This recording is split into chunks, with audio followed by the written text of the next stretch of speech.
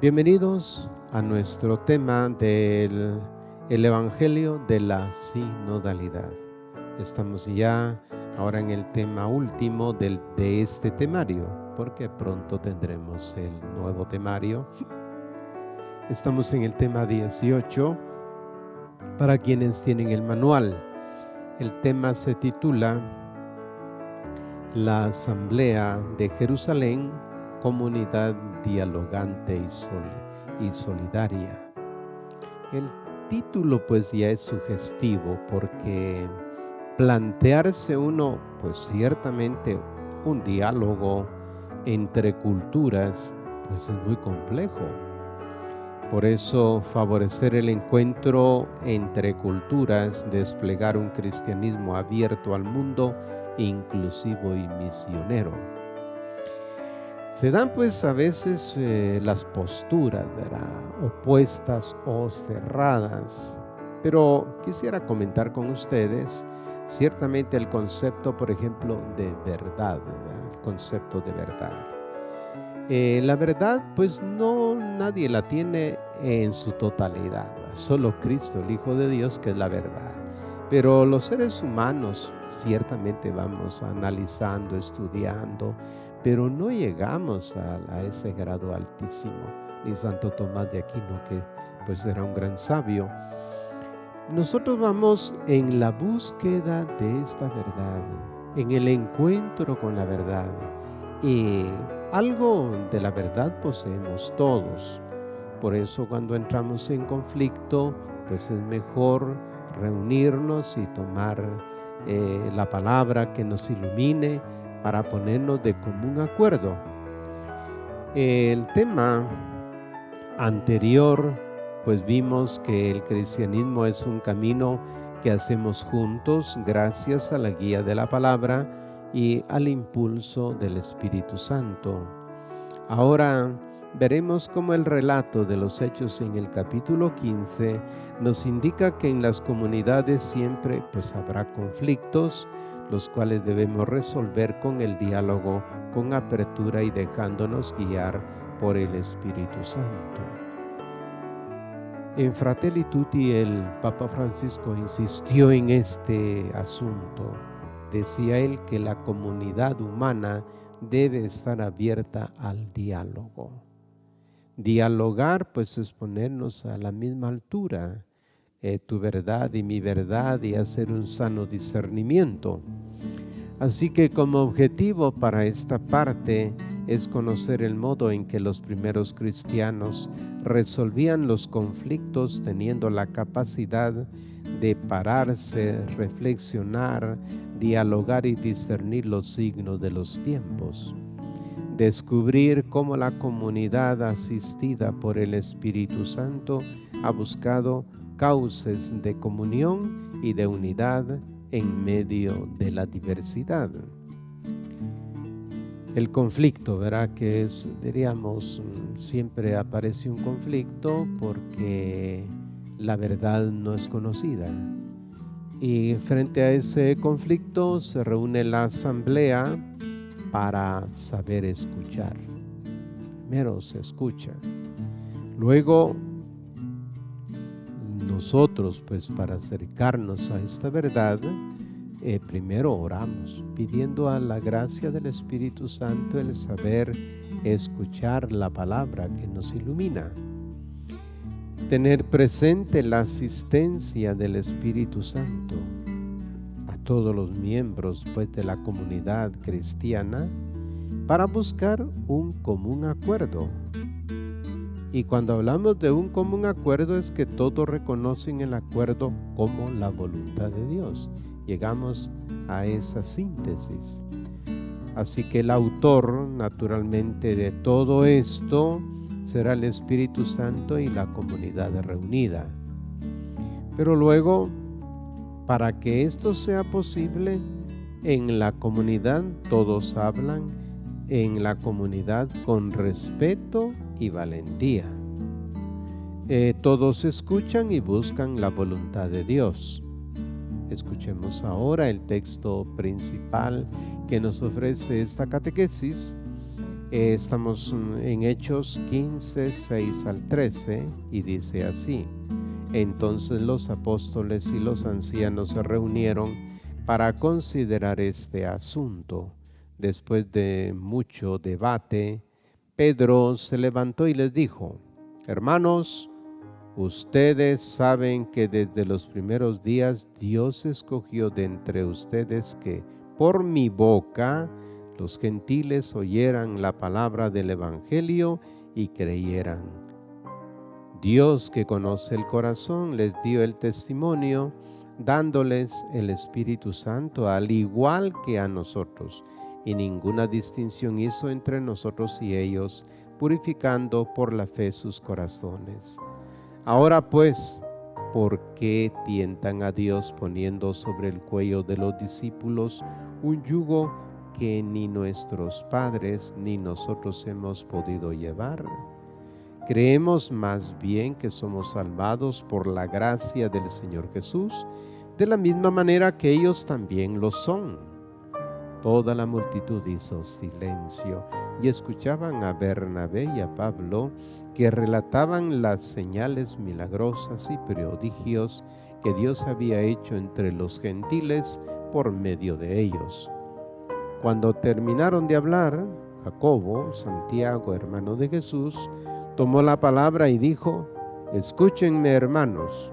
Simón ha relatado cómo Dios al principio tuvo a bien tomar de entre los gentiles un pueblo para su nombre. Se lee pues en Hechos 15, 6 al 13. Así que lo primero que entendemos en esta situación que se da en la evangelización es que existe un conflicto. Continuamente vamos dándonos cuenta de las características principales que acompañan la vida de las primeras comunidades cristianas.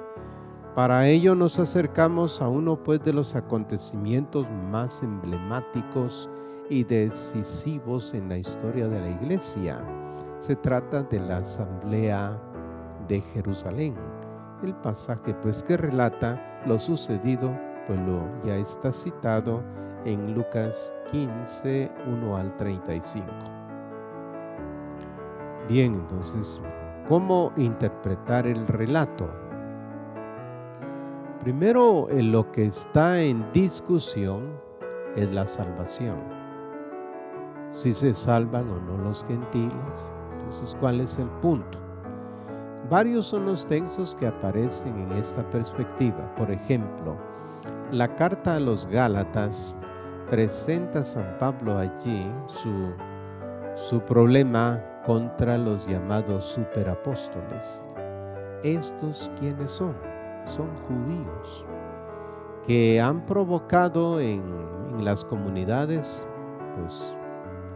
lo siguiente: pretenden hacer que los gentiles primero se hagan de la religión judía con las prácticas mosaicas y que después entren al cristianismo. Entonces, las tradiciones que han tenido en el judaísmo pretenden aplicarlas a los gentiles. Y entonces viene ahora la duda: ¿por qué hay que pasar primero por ser judío y luego entrar en el cristianismo? Por esto está el conflicto que es necesario aclarar. Así que el tema que tienen en la mesa es un tema, una tradición que tenía el pueblo judío, que era la circuncisión. Es conocido por todos nosotros que los judíos, Jesús mismo a los 8 días de su nacimiento fue circuncidado. Y luego todo prosélito que hacían los judíos, particularmente los fariseos, ganaban un adepto en un lugar determinado y le hacían pasar por todas estas cosas que ellos tenían por tradición: circuncidar a los adultos. Por eso el término circuncisión es una operación quirúrgica que consiste en cortar una porción o la totalidad del prepucio del pene humano.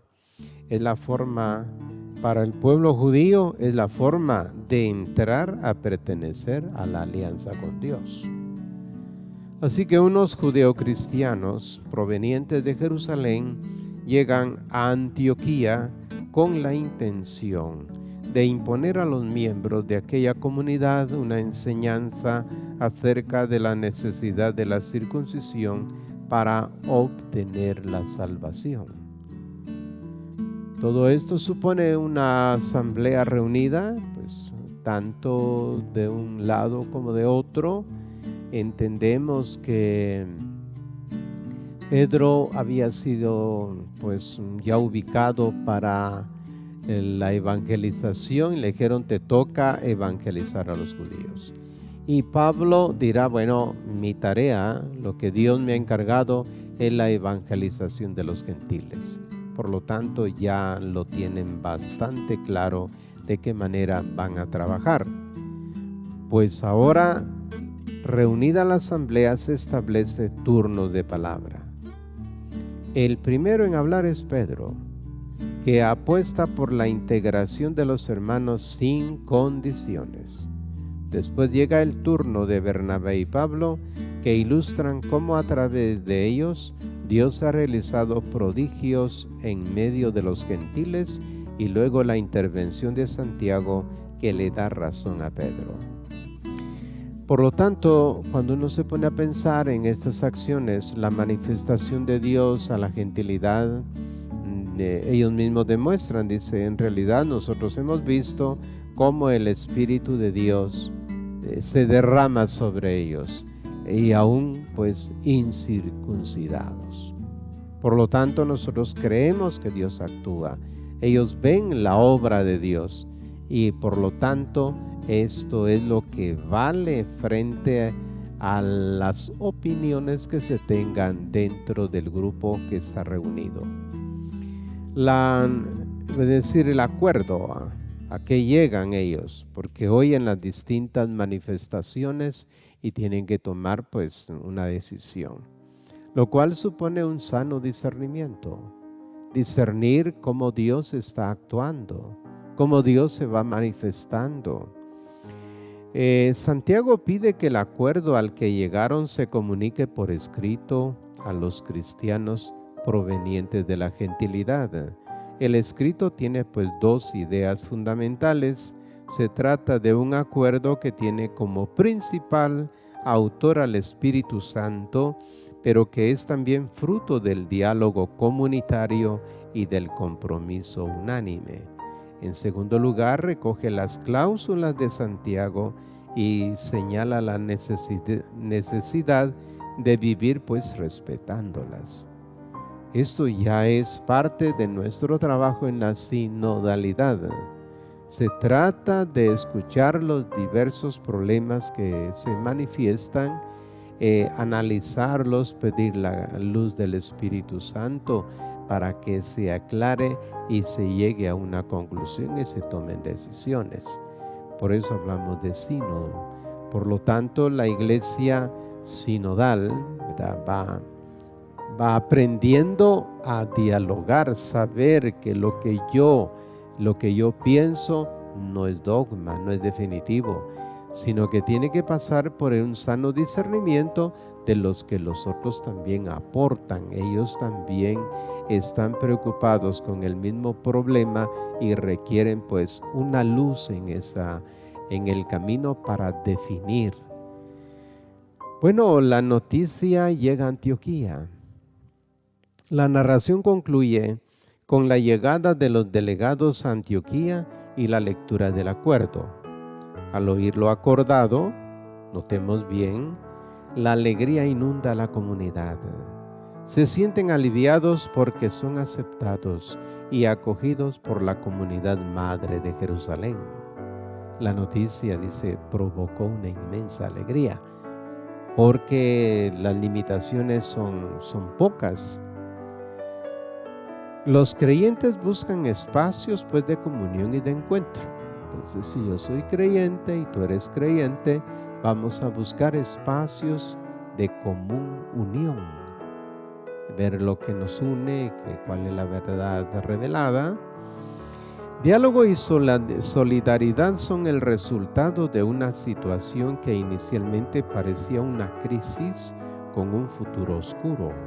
La comunidad, asistida por el Espíritu Santo, ha buscado cauces de comunión y de unidad porque ha tenido la capacidad de pararse, reflexionar, dialogar y discernir los signos de los tiempos. Crece la iglesia en comunión, apertura y también en solidaridad. Los primeros creyentes, no dejando pasar el tiempo, descubrieron la necesidad de dialogar.